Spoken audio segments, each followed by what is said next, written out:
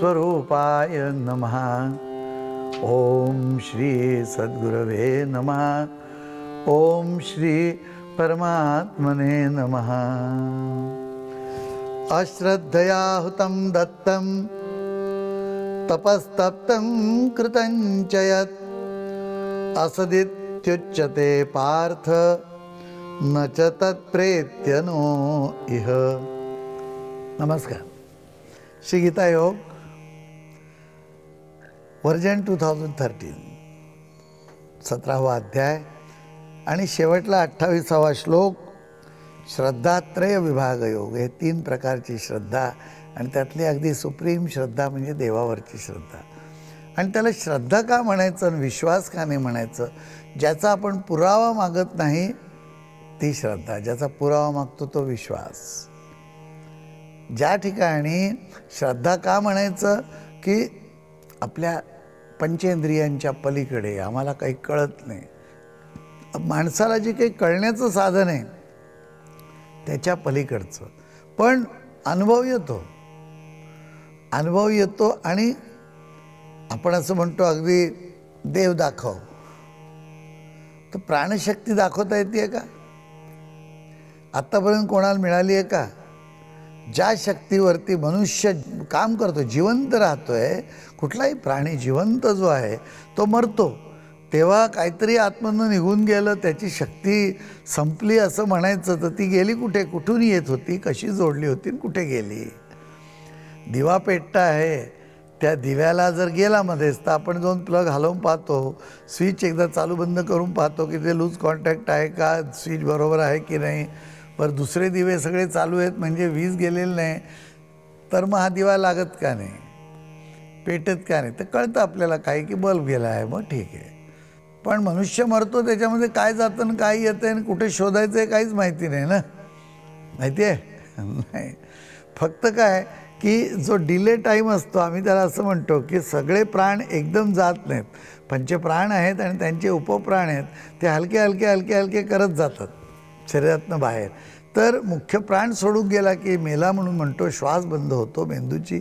पण तरी तेवढ्या वेळात जर त्याला ताबडतोब एखादी मात्रा चाटवली तर पुन्हा 5-10 मिनटं तो शुद्धीवर येऊ शकतो, कारण उरलेल्या प्राणांच्या माध्यमातून तो मनुष्य शुद्धीवर येतो, आलेला आहे असा. आणि एखाद दुसरी गोष्ट म्हणजे विनोदाने आम्ही लोकांना असं म्हणतो की मग काय करायचं 10 मिनटं आणून त्याला विचारून घ्यायचं की बाबा मग तिजोरीची किल्ली ठेवली आहे कुठे, नाही तर मरून जायची. तसे तिथे शोध तिजोरी किल्लीच सापडायची नाही. सांगायचा हेतू काय की प्राण सापडला आहे का, विज्ञानाला मिळाला आहे का? कोणाला मिळालेलं नाही. प्राणशक्ती जी येते आणि हे सगळं कसं घडतं आहे, प्रत्येक वेळेस शक्ती संपली, गाडीच्या टाकीतलं पेट्रोल संपलं, गडगड गडगड थांबून जाते. टेलिफोनची बॅटरी उतरली, थांबते. सगळं सेल घेतले विकत अगदी चांगल्यातले तरी ते एम्प्टी होऊन जातात, पुन्हा चार्ज नाही होत ना. चार्जेबल असले तरी थोड्या वेळाने पुन्हा चार्ज करावे लागतात. तर तसं शरीराला करावं लागतं आहे का? नाही. ते मग का सगळं ॲटोमॅटिक कसं चाललं आहे ह्याचा शोध आहे का? म्हणजे ह्याचं स्पष्टीकरण देता येईल, अनुभव घेता येईल, परंतु ती वस्तू आपल्याला कळू शकत नाही, कारण आपल्या पंचेंद्रियाच्या ज्ञानामध्ये ती येत नाही आहे. आणि त्यामुळे त्याला अशी काहीतरी सत्ता शक्ती असणार की जी हे सगळं चालवते, कारण मला अनुभव येतो जिवंतपणाचा. आणि त्याला आम्ही श्रद्धा असं म्हणतो. श्रद्धा म्हणजेच सत्य, श्रद्धा म्हणजेच देव, श्रद्धा म्हणजेच सत्याचा अनुभव. सगळं ते श्रद्धेवर आहे, म्हणून ते म्हणतात की श्रद्धेविना केलेले हवं. आता दुसरं, तुम्ही जर असं ठरवलं की माझी तर श्रद्धा आहे म्हटल्यानंतर ते देवाचं कार्य झालं. ते न कळणारं आहे तर ते न कळणार आहे म्हणून बघायचंच नाही असं चालेल का? नाही. मध्येच दगड पडला आणि त्याची ठेच लागण्यासारखी आहे, ते काय मध्येच आहे त्यामुळे लागते ठेच म्हणून पाहायचंच नाही असं चालेल का? उलट जास्त पाहत जाणार की नाही तुम्ही की इथे ठेच लागेल सांभाळून. तसं श्रद्धेचा अर्थ असा की अवेअरफुली, म्हणजे जाणीवपूर्वक, ही जी जाणीव आहे ते परमात्म्याचा आविष्कार आहे आपल्यामध्ये. आणि जाणीवपूर्वक की अरे हे तर माझं कर्तव्य आहे आणि हा माझा मूळ स्वभाव आहे, माझ्या आत असलेला जो परमात्मा त्याचा हा स्वभाव आहे, त्याला स्मरून म्हणजे त्याची बरोबर जाणीव धरून एखादी वस्तू करताना तिथे पूर्ण ओतायचं आपलं हृदय मन जे असेल ते, आणि त्या ठिकाणी ते कार्य करायचं. कर्मही तसं करायचं. नाही तर पाहतो इकडे झाडू मारतोय, टी व्ही आहे मागे, बरं का, मी आमच्याकडे पाहतो, तिकडे पाहत पाहत पाहत अरे म्हटलं तू काय करतोय, उलट तिथे साडलेल्या जागेवरती पुन्हा ढकललं तिथे, आणि काय नव्हतं ते आमचं सगळं मातकट होऊन गेलं ते पार्टिशन. तुझं पाहून कर ना काय ते. झाडू मारत असताना जिथे झाडूकडे आणि जमिनीकडे पाहत कचरा कुठे आहे तो पाहत बाहेर काढायला पाहिजे की नाही. तर हे जे काही जाणीवपूर्वक म्हणजे त्या ठिकाणी लक्षपूर्वक, आपलं लक्ष काय, परमशांती परमात्मा. लक्षपूर्वक म्हणजे परमात्म्याला त्या ठिकाणी पाहत पाहत काम करायचं. कुठलंही काम नीट करा काय, आणि दिलेलं काम आहे त्याच्यामध्ये दुसरं काही करायचंच नाही. मला तर कोणीतरी एकसारखं आपण बोलतोय आणि तो फोनवर काम करतोय, खाली काहीतरी SMS लिहितोय, मला नाही आवडत. की तू आता बोलतोय मी तर माझ्याकडे पाहणं, ऐक ना, मी ऐकतोय, बोला ना, काय नाही एवढं मोठं त्याच्यामध्ये एखादा शब्द कमी जास्त. अरे जाणीवपूर्वक नाही, लक्षपूर्वकही नाही, आणि तू काय अशा तऱ्हेने तू ऐकतोय म्हणजे काय म्हणायचं तुला, तर श्रद्धा नाही तुझी, हाच त्याचा मतितार्थ आहे. आमच्या गुरुनी ज्या वेळेला आम्हाला काही शिकवलं, त्यांच्यावर अभ्यास करायचा, तेव्हा तन्मयतेने पूर्ण गुरु समर्पण, दुसरं करायची बरं तशी बिशादी नव्हती. म्हणजे मी म्हणतो बरेच वेळा की शिक्षा जी आहे ती माणसाला थोडं तरी लाईनीवर चालवते. इकडे तिकडे पाहिलं, बाहेर भवऱ्याचा सीझन चालू आहे, मुलं भवरा खेळतात आहेत, मी आतमध्ये बसलो आहे म्हणाला, आणि बाहेर लक्ष जातं ना, हा मुलं काहीतरी ओरडतात, बाहेर पाहिलं की पट्टीचा फटका बसलाच मांडीवरती, की इथे पहा काय चाललंय आत्ता आपलं, तुझी वेळ झाली की तू जा ना खेळायला. आत्ता खेळायच्या वेळेला नीट खेळ कर, मग तेव्हा खेळायच्या वेळेला मग काही इतर मी म्हणायला येणार आहे का, आत्ता अभ्यास चालू आहे आपला, अभ्यास कर. सांगायचा हेतू काय की लक्षपूर्वक म्हणजे परमात्माच, जाणीव म्हणजे परमात्माच, सगळ्या तऱ्हेने त्याला स्मरून त्याच्यासाठी जे करू ती श्रद्धा. श्रद्धा म्हणजे सत्य आहे ना, बरोबर आता आपल्या लक्षात येतं आहे. त्यामुळे श्रद्धेशिवाय तुमची श्रद्धा नाही, काही नाही, आपलं एक जाऊ दे. मला आम्ही आमच्याकडे पूर्वी एक मी असं घेतलं होतं, बोर्ड तयार केले होते. तुमच्याकडे कोणाकडे सत्यनारायणाची पूजा असली की मग माझ्याबरोबर एक दोघं जण असायचे स्वयंसेवक, आणि आम्ही घेऊन जायचो ते बोर्ड, त्यांच्या घरी तिथे बाहेर लावायचो.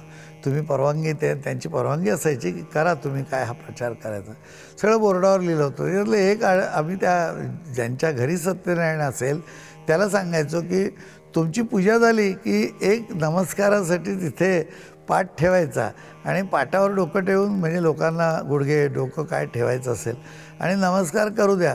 तिथे वायला हळद कुंकू बुक्का गुलाल तुळशीची पानं उघड ठेवू नका. कारण त्यांना म्हटलं ठेवून पहा म्हणजे काय ते कळेल, एक अर्धा तास ठेवा. बोलता बोलता माणसं काय निघालो, इतका ट्रॅफिक जाम, इकडनं उचलतोय बुक्का टाकतोय फोटोवरती, त्या सत्यनारायणाच्या नाका तोंडात डोळ्यात सगळीकडे तो बुक्का. म्हटलं काय चालेल. नंतर फोटो संध्याकाळला दिसतच नाही की कसला फोटो लावला होता.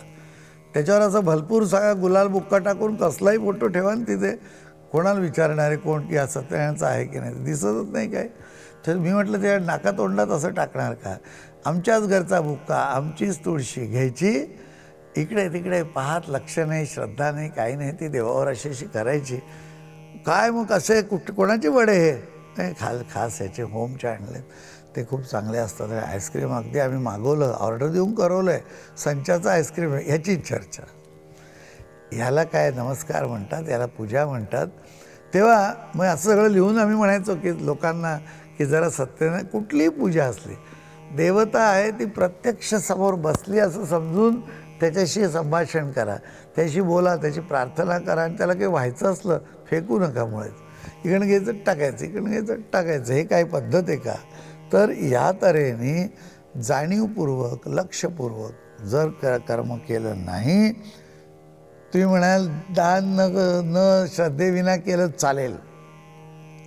कुठे लोक टॅक्स भरायला तयार असतात, पण कंपल्सरी आहे म्हणून भरतात ना, मग काय सरकार घेत नाही तो, आणि काय होतं आहे, पैशाला पैसा येतोच शेवटी टॅक्स. पण ज्यांनी टॅक्स द्यावाच लागतो, हे आपलं एक कर्तव्य आहे.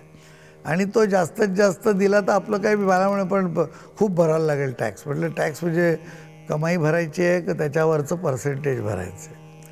जास्त भरायला लागतो म्हणजे काय, समजा जर 40% टॅक्स असला, 30% टॅक्स आहे आपल्या इथे, तर 100 रुपये मिळवले की 30 द्यायचेत ना. तो मला 120 द्यायला लागले म्हणजे 400 मिळाले ना तुला. मग चिंता काय, हे 70 ठेवलेत ना तुझ्याकडे अजून, पण टॅक्स भरायचा नाही.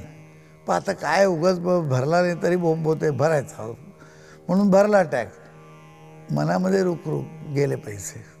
काय सगळीकडे काय त्या पैशांचा उपयोग नाही, कुठे सरकार काय करतंय, सगळे संपून जातात भ्रष्टाचारामध्ये. आम्ही उगाच दिले, ही रुखरुख तुम्हाला फायदा नाही व्हायचा काही त्याचा. श्रद्धेनेच दिल्याचा फायदा होतो. म्हणजे साधी टॅक्ससारखी गोष्ट, दान तर मुळीच श्रद्धेविना द्यायचं नाही. पण घेणारा काय म्हणतो, असू दे ना तुझी श्रद्धा ना श्रद्धा, दे आणून पैसे मला, म्हणजे माझं काम झालं. तसं नाही चालणार. भगवंत म्हणतात श्रद्धेविना केलेलं हवन, श्रद्धेविना. आणि हवन म्हणजे कुंड पेटवून नुसत्या आहुती द्यायच्यात असं नव्हे. यज्ञ, त्याच्यामध्ये तूप ओतायचं, आहुती द्यायची आहे, अशा ज्वाळा, अग्नीचं 4 शृंगा प्रार्थना केली. आणि मध्यंतरी आम्ही फोटो काढून ठेवला आहे, साक्षात असे हात धरून अग्नी त्यातून प्रगट झाल्यासारखा ज्वाळांचा आकार, आणि समोर दिसला अग्नी मला देवता. तर तो जो प्रगट झालेली ज्वाळा आहे तो प्रकाश आहे. शेवटी प्रकाशानेच सगळं घडतंय, प्रकाशानेच अन्न उगवतंय, सूर्यामुळेच सगळं चाललंय, माहिती आहे ना. त्या प्रकाशाची उपासना आहे. यज्ञ म्हणजे अशा भाग भाग भाग भाग. पूर्णाहुतीच्या वेळेला पहा, वर आम्ही इथून धरतोय तरी अग्नी तिथपर्यंत वर, सगळीकडे दशदिशा उजळून जातात. आणि तो जो प्रकाश आहे तो फैलावतो. प्रकाश काय कुठे नष्ट होणार आहे. आणि त्याच्याबरोबर जे म्हटलेली संकल्पना आहे, जे म्हटलेली प्रार्थना आहे, त्याचे शब्द आहेत, आणि बरोबर दिलेल्या आहुतीचे अगदी नॅनो असे कण आहेत, ते सगळे पसरले की ते सगळ्या प्राणीमात्रांना आणि जनतेला सगळ्या सुख घेऊन परत येतात. ह्याच्यासाठी यज्ञ आहे. पण तो यज्ञ सरी नसला तर उदरवर्णन व्हायचं आणि जे यज्ञकर्म तो यज्ञ असेल, साधा कारखान्यामध्ये उत्पादन ज्या ठिकाणी होतं तो यज्ञ असेल. धबा धबा धबा धबा पाणी पडतंय धबधब्याचं, आणि त्याला साठवून एकत्र करून पायपातनं आणून जनरेटर फिरवून वीज निर्मिती केली, तोही यज्ञच आहे. पण तो यज्ञ करत असताना श्रद्धा म्हणजे काय, त्या ठिकाणी ज्या तऱ्हेचे जेवढी वेटोळी घ्यायची त्या आर्मेचरवरती, म्हणजे तो जनित्र जे आहे आतलं फिरणारं आणि त्याच्यात वीज तयार होते, तेवढीच घ्यायला पाहिजेत. शास्त्र सोडून नाही चालणार, श्रद्धेनेच सगळं करायला. तुम्ही म्हणाल हे काय त्यांनी आपलं सांगून ठेवले 2 वळसे कमी काय जास्त काय, तुटलेली तार असली तरी काही हरकत नाही, जोडलेली असं नाही चालत. तेव्हा केलेलं हवन, दिलेलं दान आणि कष्ट सोसून केलेलं तप. म्हणजे तप करत असताना कष्ट होता कामाचे नाहीत असं दिसतंय. म्हणजे काट्याच्या गादीवरती एक साधू झोपला, कारण लोकांवर इम्प्रेशन मारायला, आणि उगाच नाटक की लोकांना असं वाटतं किती त्रास होतोय, पण तप वाया जाते त्याचं काय. कष्ट सोसून तू तप करतोय, त्याच्याऐवजी ते कष्ट तुला होणार आहेत, आणि ते तप म्हणजेच कष्ट आहेत, तर कशासाठी त्याच्याकडे एवढं तोडलं मुरगतं. त्यामुळे अशा तऱ्हेने जे काही केलेलं तप आहे ते तप आणि जे काही कर्म असेल ते कधीच उपयोगी पडत नाही. पुढच्या वेळेस पाहू आता काय म्हणतात.